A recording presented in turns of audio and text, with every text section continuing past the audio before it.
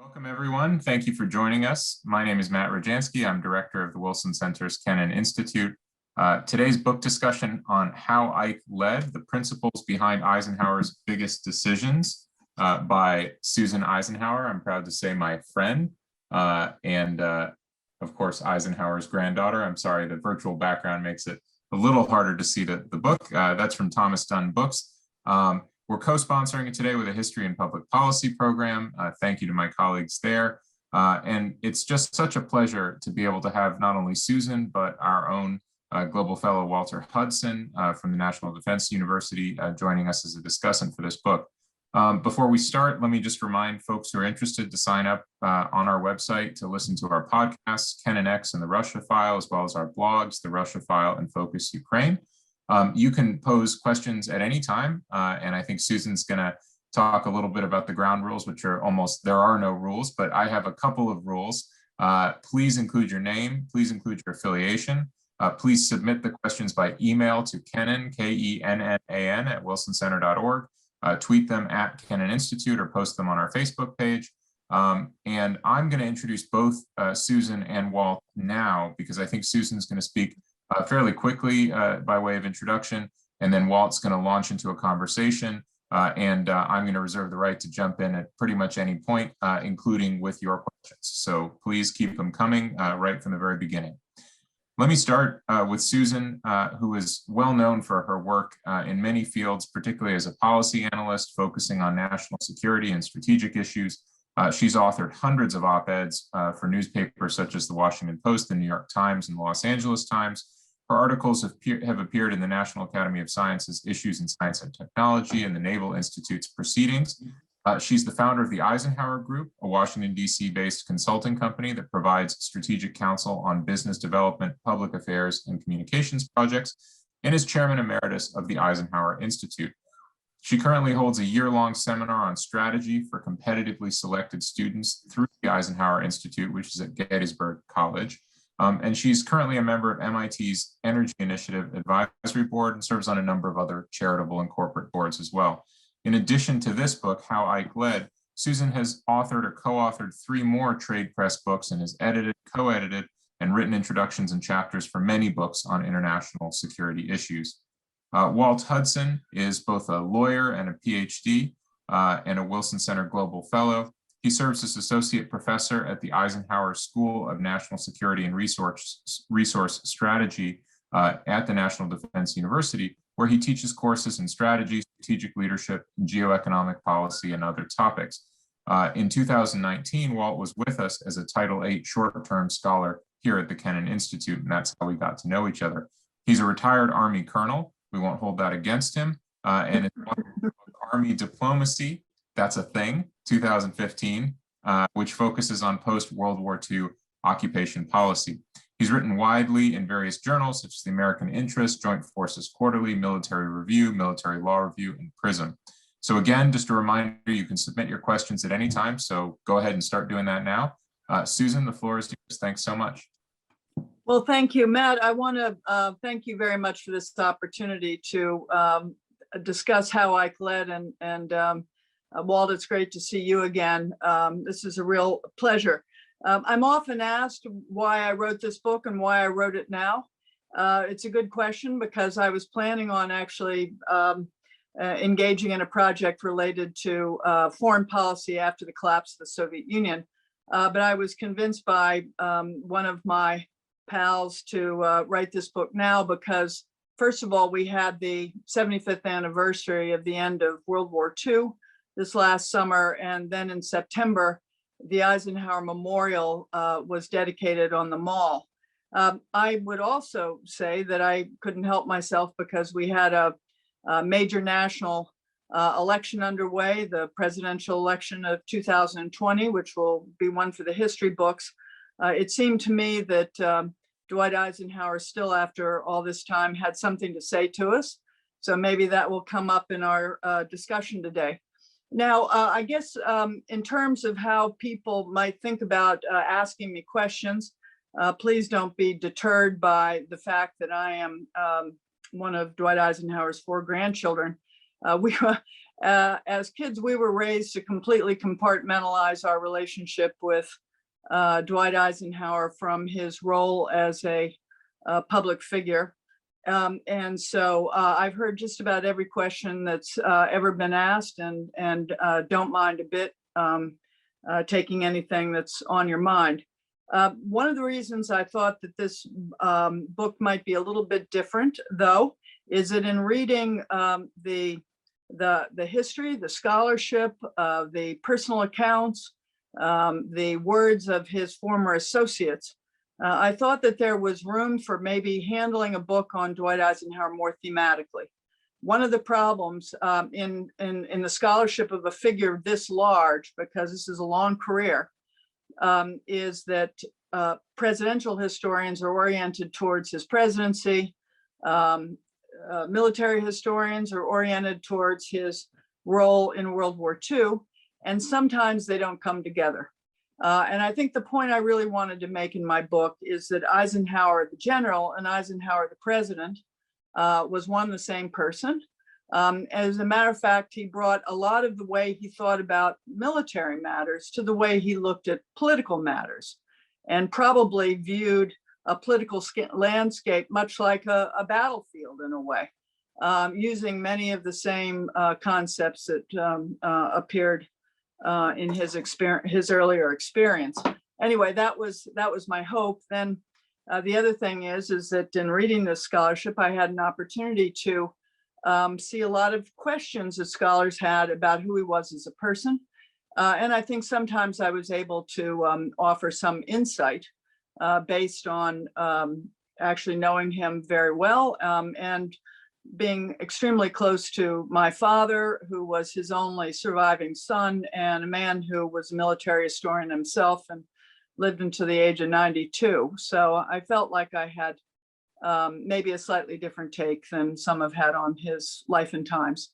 So maybe I should just end there, and I'm really looking forward to this discussion. Thanks again, Matt, the Wilson Center, for this opportunity. Thanks so much, Susan. That's just perfect. Walt, why don't you start the conversation and we'll go from there. Yeah. Hey, thank you. And thank you, Susan. Your book, as you point out, it's very wide ranging, and it is thematic. And so I'd like to start out to give us a little context about Ike, your grandfather as a man. What's really striking and brought out in your book about your grandfather, in contrast, for example, to MacArthur or Marshall, they were both first captains at West Point and VMI, respectively, is it Ike didn't seem destined for military renown. You know, in fact, as you recall in the book, the reason he went to West Point was to get a free education, and his family had pacifist roots. So why do you think he chose to make a career in the Army, to stay in the Army, and make a career of it? What do you think motivated him? Well, first of all, you're absolutely correct about the free education. After graduating from Abilene High School, Ike stayed behind to help put his older brother through college. And so he gets the idea, looking down the row. He was one of 6 surviving boys, if you can imagine. But you know, there was a gap between himself and his younger brother, and I think he worried about not getting family help and going to college. So he started looking at other alternatives. I hate to tell the Naval Academy this, but yes, he applied to the Naval Academy first. Was turned down because he was too old, and then got into West Point because the person in front of him had failed to meet all the requirements. And so this is kind of a happenstance. But I will say that as a kid, he absolutely loved history. He loved it so much and read so much of it independently that his mother had to lock up the books in a cupboard because he wasn't, you know, he was late for his chores. The other thing, which I think is even more important, and I think West Point ends up merging with Ike's background significantly, not the pacifist part, of course, but the other part of his background is that coming from a deeply religious family, he was taught that he was only a servant of something larger than himself. And he goes to the military academy and he understands what that larger thing is. He's going to be serving his country. just as he was encouraged to do as a young kid, is to find that thing that's bigger than yourself and to serve it. So, you know, I think he got there and you know, felt at home, even if he was a little bit of a rebellious cadet who, being older, thought a lot of the stuff that went on there was silly. Yeah, I can understand. So, you know, it was he was part of a generation of Army officers that I guess could be categorized as somewhat apolitical. He didn't even vote, and I think I recall for many officers it was actually against the law in some states to vote if you were in the military.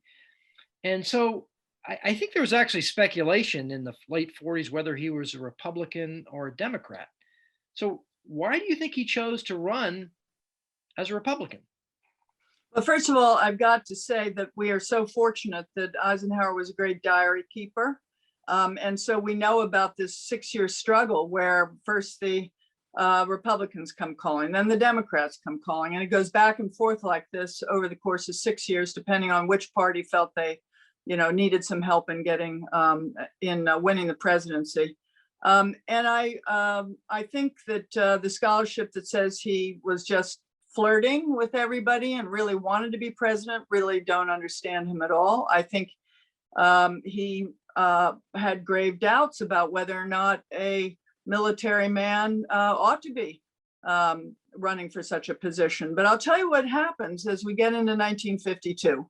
And he is faced with a very, very big decision. He is the first commander of NATO forces.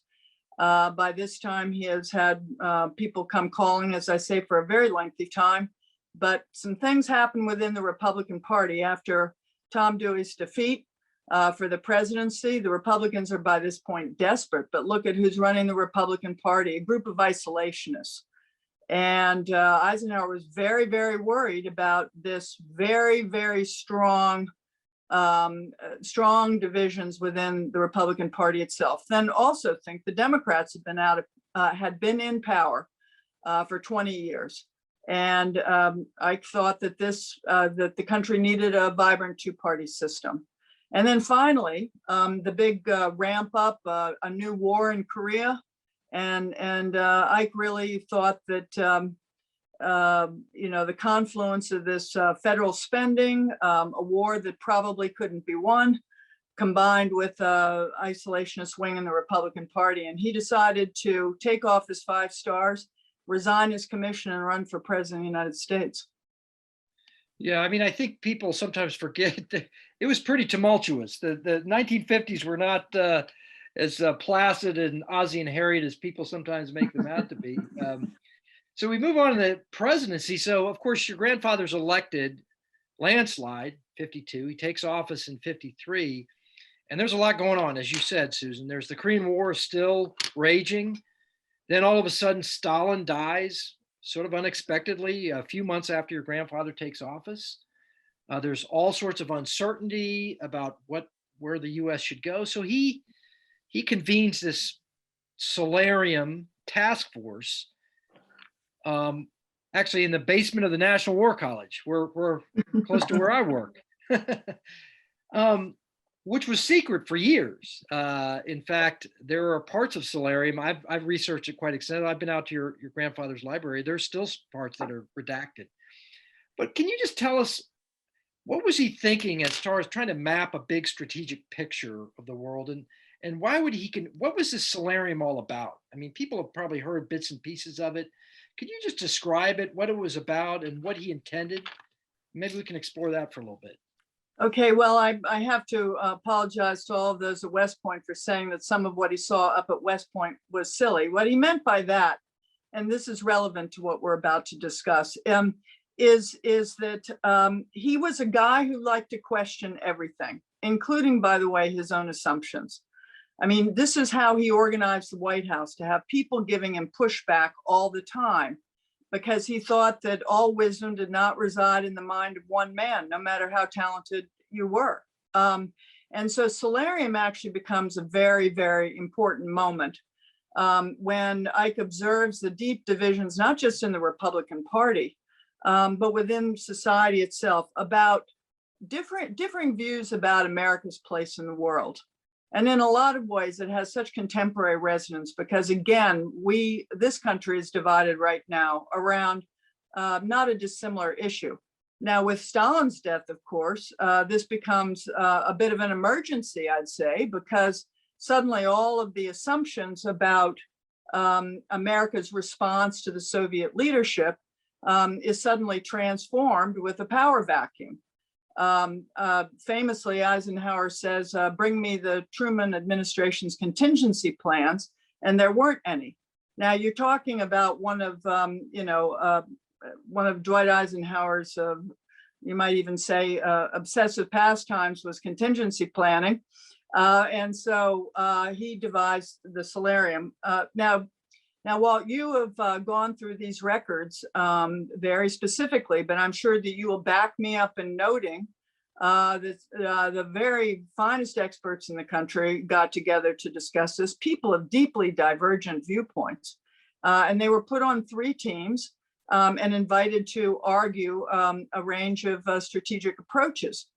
Now this had, and we could get into the super details of this, but I think the most important thing to remember is that this accomplished at least a couple of things. First of all, it is a sign of respect and validation that he invited these 3 viewpoints to come argue it in front of him.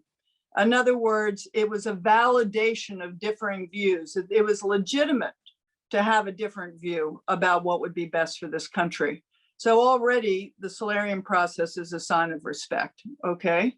Then, of course, as you know, they studied these issues for some months and came to the White House in July of 1953 with their assessments, and they argued these in front of the president. What this also did was give those 3 groups a chance to hear the president's reasoning and to understand that at the end of this process, there was going to be a strategy for going forward, but everybody had had their day.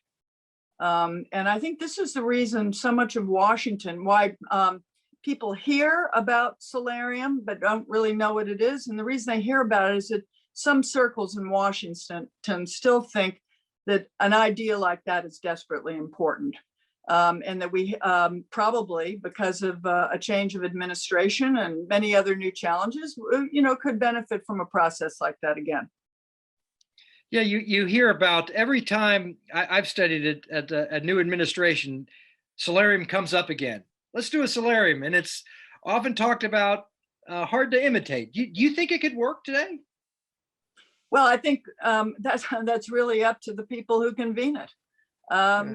Anything can work if there's the political will, and the political will often has to come right square bang from the top down, because otherwise everybody's got too many opinions. And actually, sure, the 1950s were a really, really rough time. We had Joseph McCarthy, we had all kinds of other deep divisions that played out. China had gone communist. There were all kinds of accusations made about people, but you know what? It's no walk in the park these days either. And we think, oh, the country's deeply divided, like there's something normal or we can get through it. No, we really can't. Because let me just wrap it up in this, I don't mean wrap it up, but let me just add this one final thing. Let's get back to what Eisenhower's basic objectives were, his strategic objectives. It is the same strategic objective he had during World War II, which is what I called in my book, unity of purpose. Okay, he believed that the deep divisions were, as he said, quote unquote, a welcome sight for an alert enemy. All right, I think that the deep divisions today in our country, in the disrespectful way we treat each other, and not everybody treats everybody that way, but it's become a national problem, is a national security issue.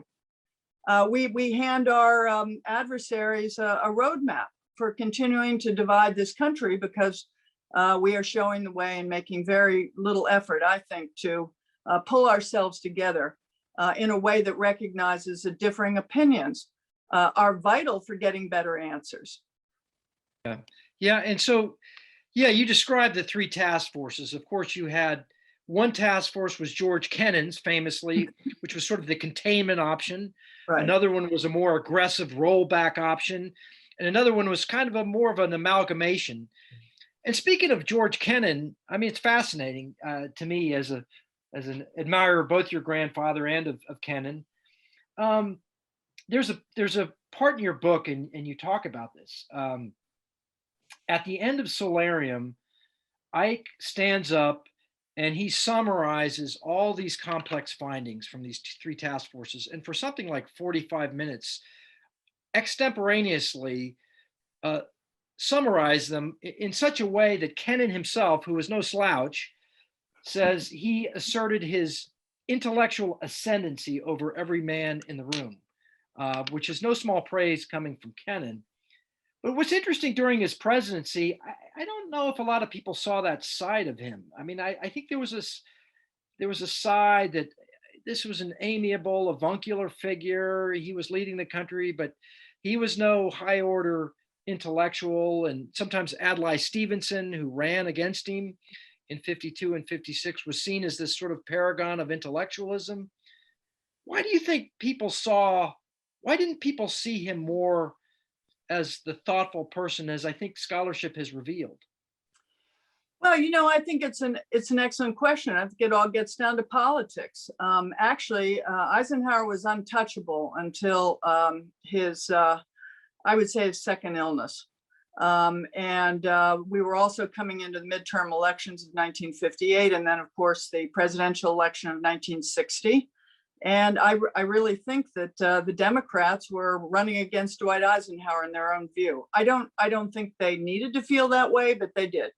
And so this whole, he's out on the golf course, he's having a great time, he's avuncular, he's like your granddaddy. They weren't talking that way in his first term. They really weren't. Now, I think the other thing is that there's a certain mythology that comes out of this. Who are the people who are writing the books that say he's avuncular and don't really understand why he made certain decisions he did? So they assumed he didn't make any decision at all. What you have there, I think, is a problem related to leadership style.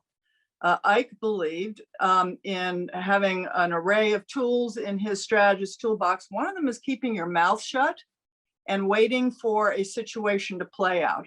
Another is making sure that you don't insult people publicly, because if you do that, you have a dedicated enemy, and then under no circumstances can you count on them for probably cooperation.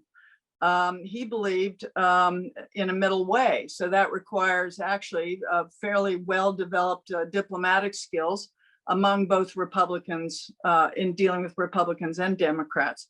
And finally, this whole avuncular thing, it took almost till the 1980s for that to be debunked, because the archives were opened, and Fred Greenstein, a Princeton biographer and historian, wrote the first book that really began to look at a leadership style that was more nuanced. And then finally, let me just say one other thing, and this is where General Eisenhower comes in. He didn't play out of a typical winner takes all playbook.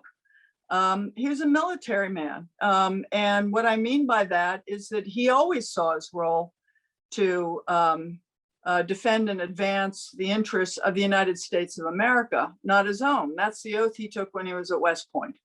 And so all of these things come together. We try and compare him to other politicians. He isn't really like any other politician, except maybe Washington or Grant to compare him with. And so all that taken together, I think, minimized a fairly sophisticated way of looking at strategy. And some of that was he knew how to deploy it when it was time. And it was time at Solarium to deploy his ego, his conclusions about what was a very, very serious issue facing the United States. Yeah, and you're thanks, Susan. You've mentioned Fred Greenstein, the famous hidden hand presidency idea that sort of sparked a lot of the so-called Eisenhower revisionism that came about in the 1980s. I remember reading that when I was in college, and it was like a whole new world that we hadn't been told the full truth about this man. It seemed. So let's just we're going to do a little, if I can indulge me here. It's sort of if Ike were here today. So and let me just term we have, and some could debate about this. We're in an era of renewed great power competition, or however you want to call it. Perhaps China being sort of an exemplar of that. He stressed so much in his presidency the need for security and solvency, that it's not, you just can't have a strong defense. It has to be buttressed and reinforced by a sound economy. Given this challenge that we seem to have with China, especially now, do you think he'd have any particular advice on how to proceed against that competitor, if not adversary? Well, there's so many new threats that have emerged. For instance, in the cyber area, and we don't have no rules of the game for cyber. We actually didn't have any real rules for the game for nuclear matters either until Dwight Eisenhower came to the White House. The point is that I think he made about the Soviet Union, and I think this applies to both Russia and China today, is that we had two choices. It would either be relationship management or catastrophe. I mean, catastrophe is a very strong word, and I don't like it because it, as a word, too much, but I don't know what the other word is. Maybe we'll call it unacceptable losses, okay? But relationship management, or a really big downside that is so down that it could affect the well-being of this country for some time to come. And we're back in a situation like that. So I can hear him right now talking about relationship management. And people who think that relationships don't have to be managed, I think are being extremely naive because of the fact that every country on earth, has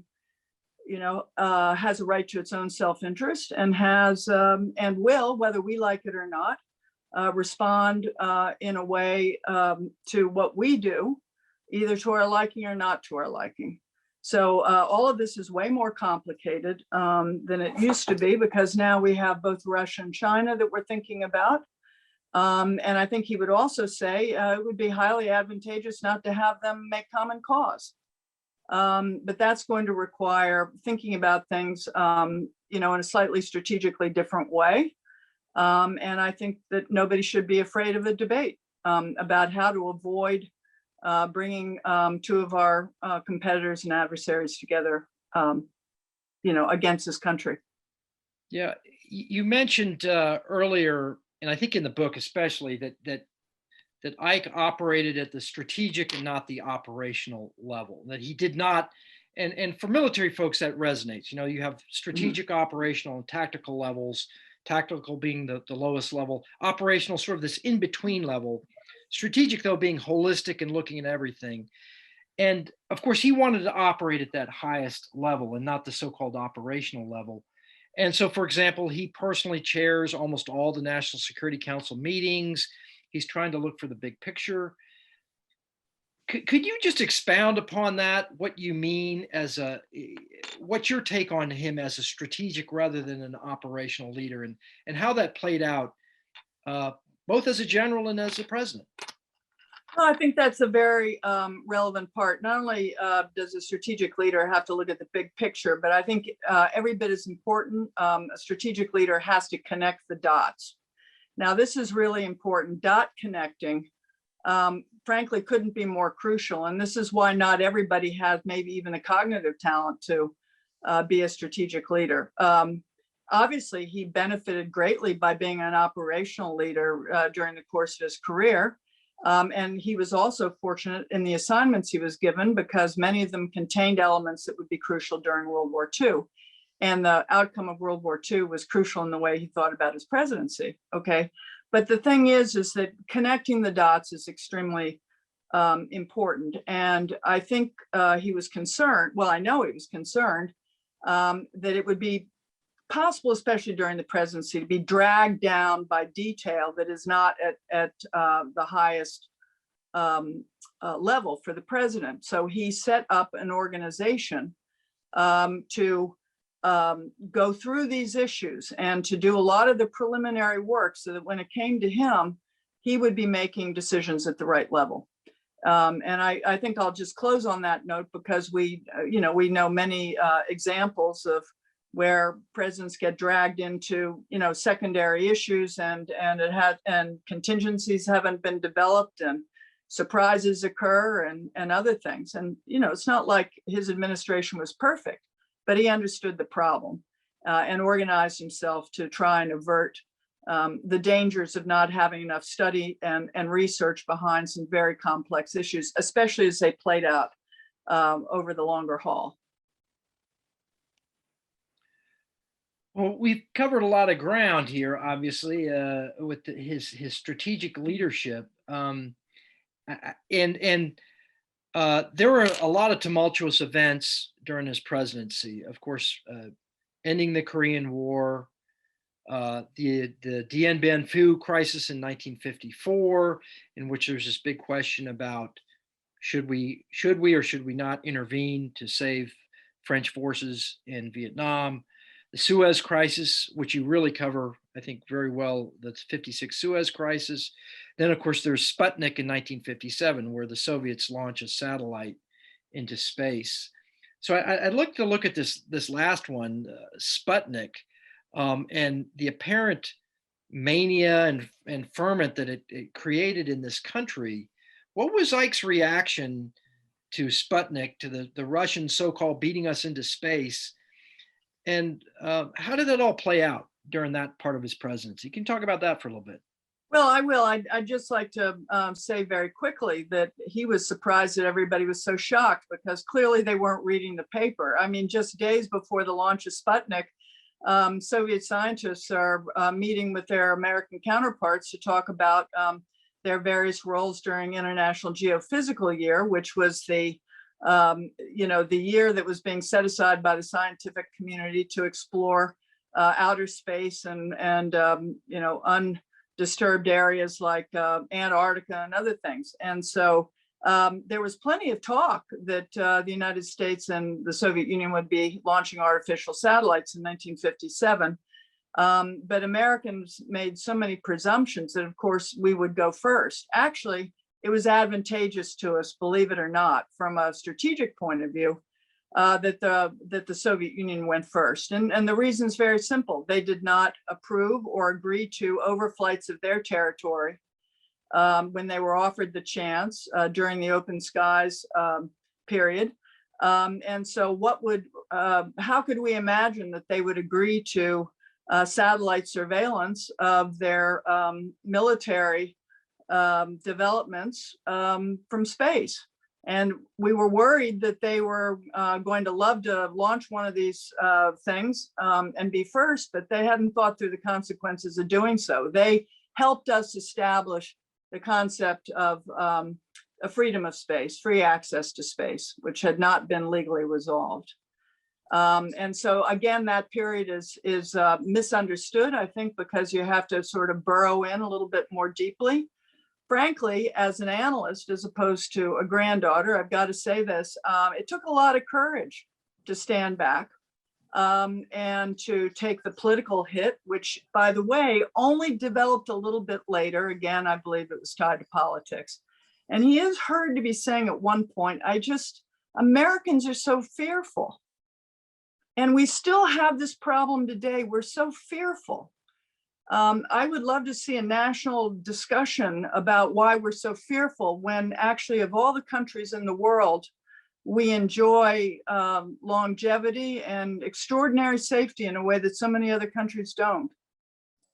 Susan, Walt, if I can jump in here, I wanna rewind even a couple of years before Sputnik, but pick up on your last point about fear and think about it in the way that I gather from your book and from a lot of other reading on Eisenhower I've done, that he, as perhaps a military man, had this unique relationship with fear that the kind of political chattering classes and the media didn't have, which is he could harness it, right? He was rational about fear.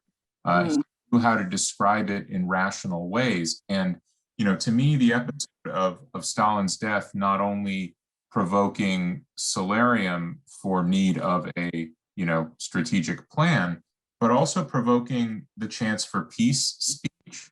And in general, the sort of theme of rational fear of war because of what it would lead to, that you see just woven throughout everything he says and does, this sort of clear-eyed awareness that this wasn't a winnable war. This was a war we could not get into, and thus talking about, his strategic purpose, right? While the focus on strategy, the strategy was peace. It was actually war avoidance.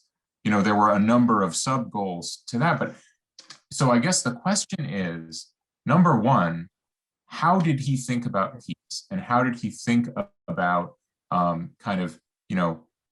balancing between a rational fear of nuclear war with the Soviets and not either looking weak or actually getting rolled by the Soviets or inviting Soviet aggression? In a sense, I'm also asking, where did he come out on the whole solarium exercise? Well, he came out in two places. The other element that we haven't talked about is he didn't believe in small wars. He didn't think that small wars would necessarily stay small. Now, we have a different environment today where we really don't have any competitors who are, willing to commit blood and treasure, to some, along the scale that they might have in the 1950s. I'm sure that's a debatable point, but let's just go back to the issue that he didn't like small wars. He promised in 1952 campaign to go to Korea, and he went to Korea. He actually flew over the front, looked at the terrain. This is an experienced military man, came back and just said to himself, actually, he had the good graces to call his old mentor, but now competitor, Douglas MacArthur, and they discussed it, but they, Eisenhower decided, and he was used to making big decisions, that was not a winnable war. You do what you have to do to make it winnable, and then you are into a territory that is so dangerous as to, be not even, not even an option. Then the other thing, and it's back to Walt's earlier point about the state of the economy. See, these small wars, in his view, if they weren't winnable, then they would bleed you dry, both financially and, no, I should say both from a human perspective and also financially. And so he sets up a system that was certainly controversial for its time, but it became the thing that got us through the Cold War, which is this deterrence capability and the concept of that.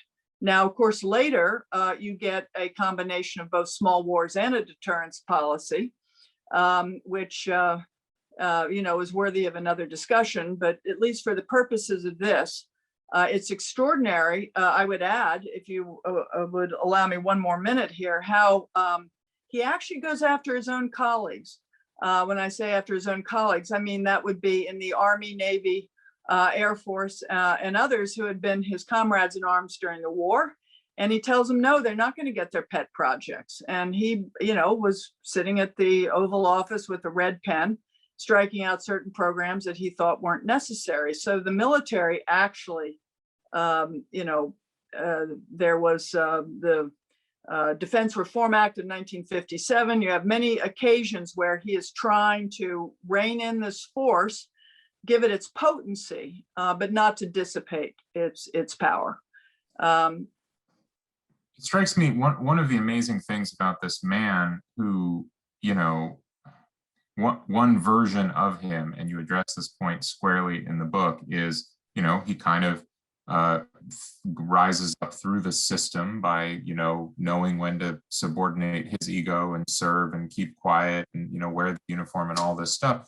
But on the other hand, I mean, he really is a maverick, and he doesn't have a problem with bucking conventional wisdom or groupthink. And there's this great line in the book about, sort of his disdain for followers who masquerade as leaders. And you really see that come through in the battle with McCarthyism and the whole McCarthy era and this extreme wing of his own party, where it's an attempt at basically kind of political or intellectual bullying, and he just will have none of it, even though it seems like, the majority of people who self-identify as being on his team want him to.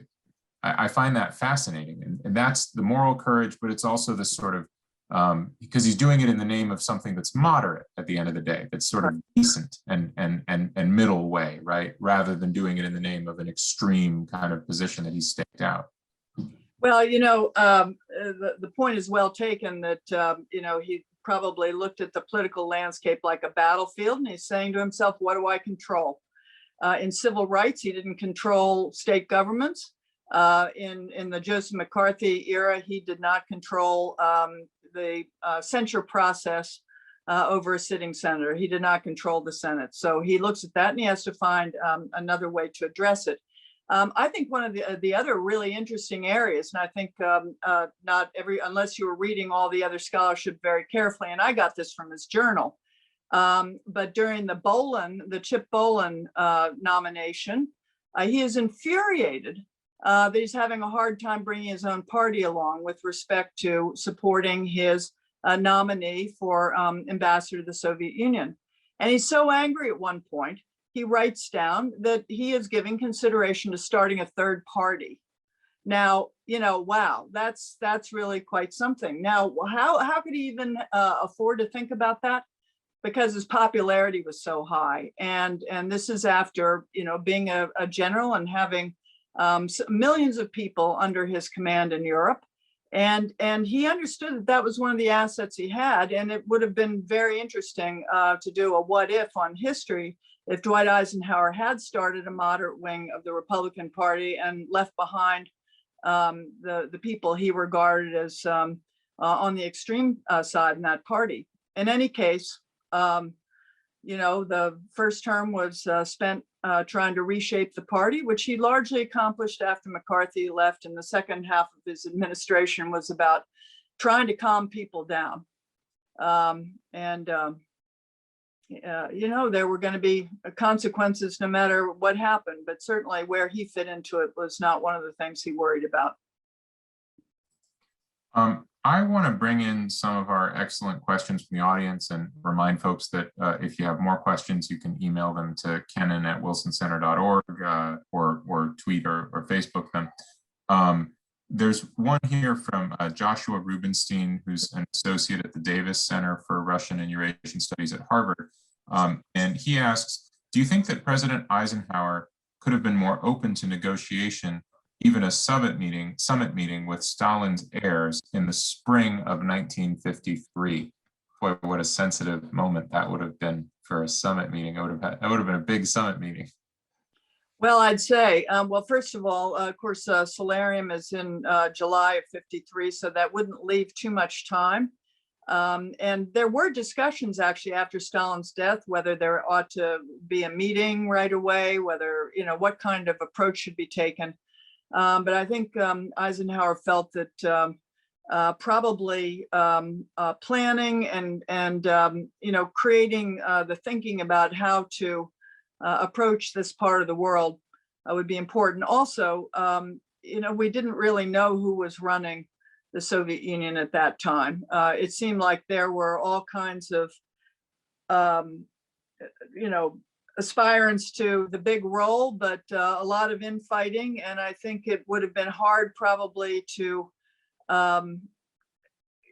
make any progress. It's not until, of course, the Geneva summit when it's clear that there are a couple of people who are contenders. And I think at the end of the Geneva summit, they concluded that Khrushchev was going to be the person they had to deal with. But that whole period of uncertainty did require not, shaking things up so much that we ended up actually being bit players in a internal battle inside the Soviet Union. That would be my guess. But again, I don't have his direct words for that. Actually wondering in follow up to that question, how would you assess, there clearly was a diplomatic role that he played as Supreme Allied Commander, actually, in the NATO interlude as well, but certainly during the war. And I presume that he was at at least some of the summits, the big three summits, or he was, abreast of what was going on and involved in the conversations. How do you see continuity or not between the way he did diplomacy with the Soviets in that context versus how he did it later in his presidency? Because obviously, radically different eras in terms of US-Soviet cooperation. Well, I think some of it, it's hard to say because there is continuity and yet there isn't continuity. I mean, if you look at,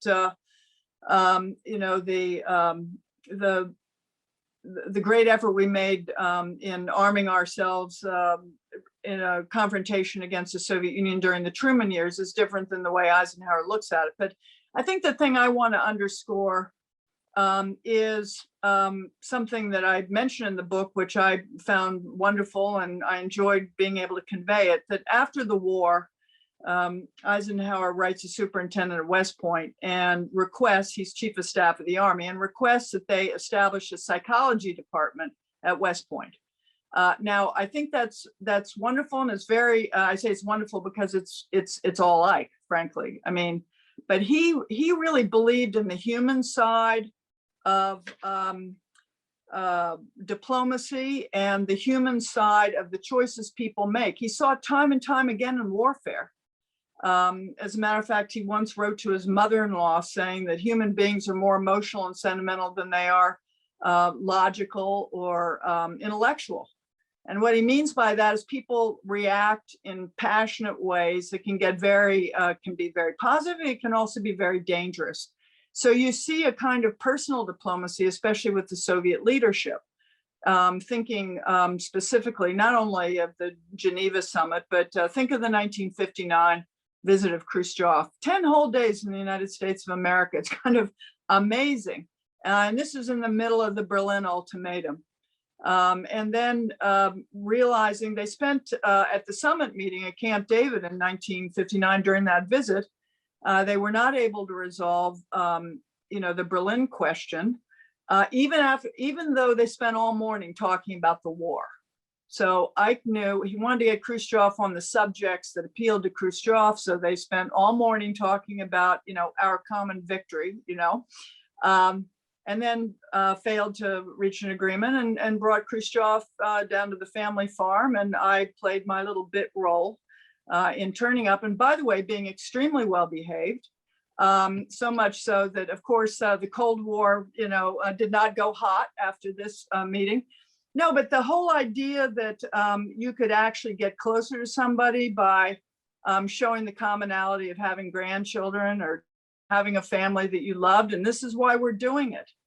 And that was what I was kind of hoping to reveal in this book, is this human side of him that he was not ashamed or felt weak to display. And today we're so busy trying to look tough all the time. And I certainly understand that. We want to look strong. We don't want to look like we're inhuman. And I think he shows the way on that. And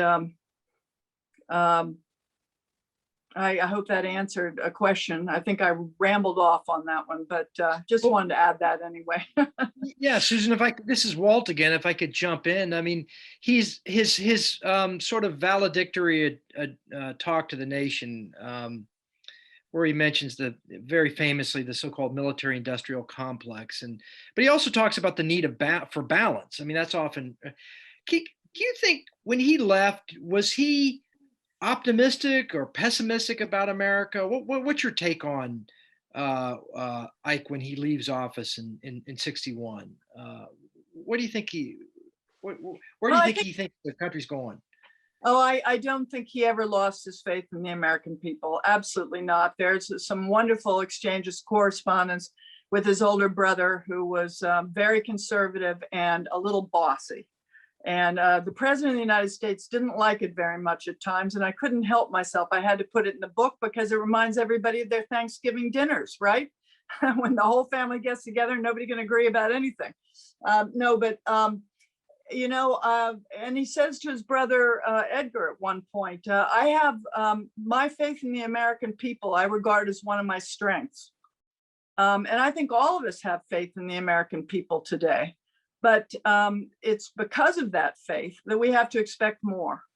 We have to expect our elected leaders to act in dignified ways and to treat other people with differing viewpoints with respect. And that was so fundamental to the way Ike approached his wartime years, his presidency. And so in retirement, I think he's looking back and feeling a little sad that not only had he not brought this so-called lasting peace with the Soviet Union, but he obviously didn't find a lasting peace with, his political adversaries either, because he always thought it was about so much more than just politics.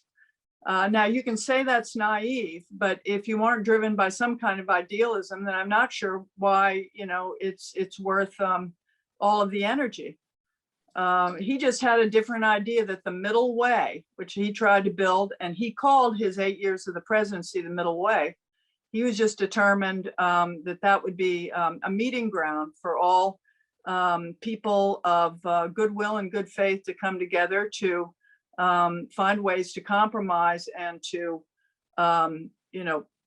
ensure progress rather than stalemate. So a question from Mike Mosedig sort of follows up very directly on this notion of his antipathy for those who kind of practice politics too much.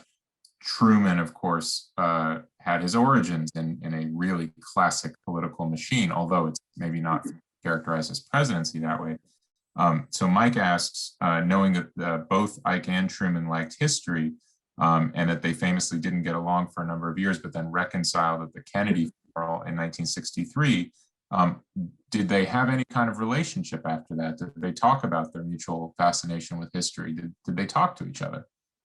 Well, first of all, they were friends, and I think few people realize that Harry Truman and Ike's older brother actually were in a boarding house together in Kansas City. I mean, so these are two guys who come from the heartland of America, about an hour and a half by car. It's really rather remarkable, and they had way more in common about their vision for certain things than I think many people are willing to recognize.